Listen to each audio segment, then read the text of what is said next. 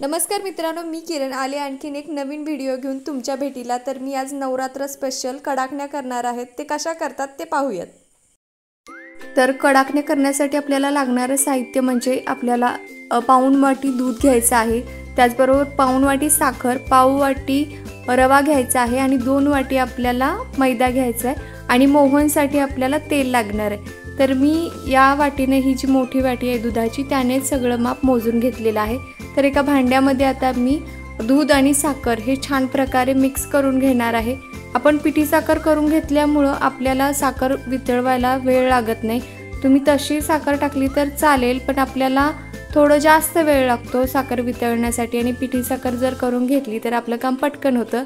त्यामुळे मी अशा प्रकारे करून घेतले। आता हे छान मिक्स करून घेते आणि कडाकण्या ह्या नवरात्रीमध्ये केल्या जातात आणि देवाला दाखवल्या जातात। त्यामुळे हा गोड असा पदार्थ खूप छान लागतो। एरवी तुम्ही चहा बरोबर किंवा अशाही जरी मोकळ्या वेळामध्ये जर तुम्ही खाल्लात तरी त्या खूप छान लागतात। आता मी एका परातीमध्ये 2 वाटी आपण जो मैदा घेतला होता तो घेते आणि त्यामध्ये पाव वाटी रवा घालते। त्यामध्येच आपल्याला मोहन सुद्धा घालायचं आहे तेलाचं। तर मी त्याच्यासाठी जो आपला पोह्याचा चमचा असतो त्याने 3 चमचे तेल घेतलेलं आहे। ते छान गरम होऊ द्यायचं आणि त्यानंतर ते मैद्यामध्ये घालायचं। मोहन घातल्यामुळे आपल्या कडाकण्या छान अशा खुसखुशीत होतात।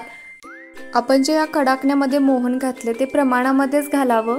जर जास्त आपण जर तेल याच्यामध्ये घातलं तर आपल्या कडाकण्या ज्या आहेत त्या तेल पिऊ शकतात। त्याच्यामुळे आपण जे प्रमाण घेतलेलं आहे त्याच प्रमाणामध्ये तेल घालावं।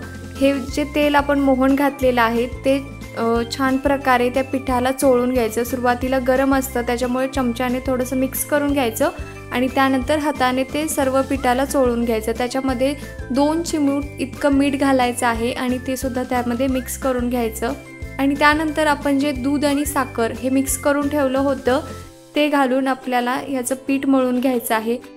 कडाकण्याचं पीठ मळून घेताना थोडं थोडं करूनच आपल्याला हे घट्ट असं मळून घ्यायचं आहे। कणिक फार सैल किंवा खूप घट्ट सुद्धा नसावी। जर का आपलं खूपच घट्ट याचं पीठ मळल्या गेलं तर आपल्याला कडाकण्या सरळ लाटता येत नाहीत आणि त्याला चिरा पडू शकतात। कडाकण्या तयार करताना थोडा वेळ लागतो, पण त्याच्या चवीमुळे सगळी जी मेहनत आहे ती सार्थकी लागली असं होते। त्यामुळे थोडासा वेळ लागला तरी हा पदार्थ नक्की करून बघा। तर अशाच प्रकारे मी आता या कणकेचा छान असा घट्टसर गोळा मळून घेते आणि त्यानंतर आपल्याला हे जवळपास 1 तासभर मुरत ठेवायचं आहे। ते चांगल्या प्रकारे मुरलं गेलं की कडाकण्या ह्या छान होतात।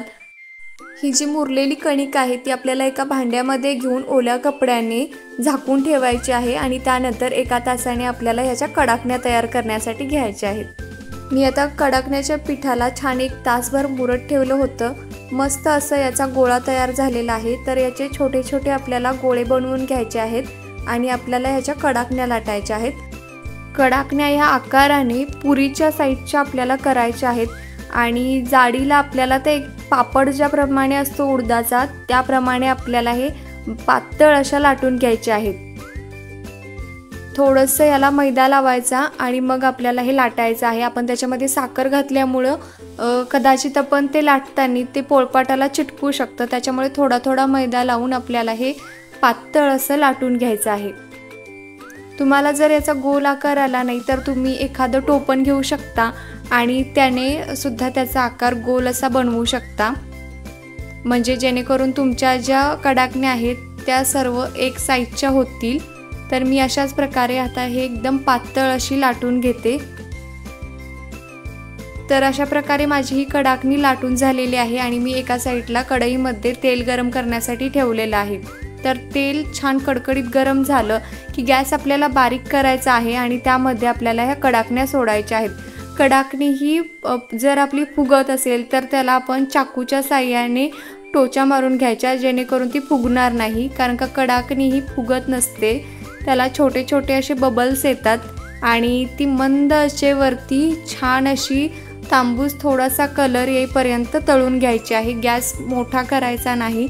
जर आपण गॅस मोठा केला तर आपली कडाकणी छान अशी खुसखुशीत होणार नाही आणि आपण जर मंद गॅसवर हे तळलं तर आपली कडाकणी छान अशी खुसखुशीत होते। जास्त तांबूस कलरची कडाकणी नसते, त्याच्यामुळे अशा प्रकारे हे आपल्याला बारीक गॅसवरती तळून घ्यायचं आहे। आज जे आपण कडाकण्याचं प्रमाण घेतलं होतं ते अगदी बरोबर होतं, त्याच्यामुळे आपल्या कडाकण्या छान अशा झालेल्या आहेत। याच प्रमाण घेऊन तुम्ही सुद्धा या कडाकण्या नक्की ट्राय करा।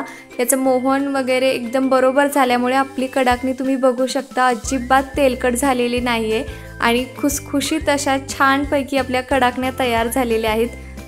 तर या नवरात्रीमध्ये कडाकण्या करायला विसरू नका आणि अशाच प्रकारे कडाकण्या करून बघा।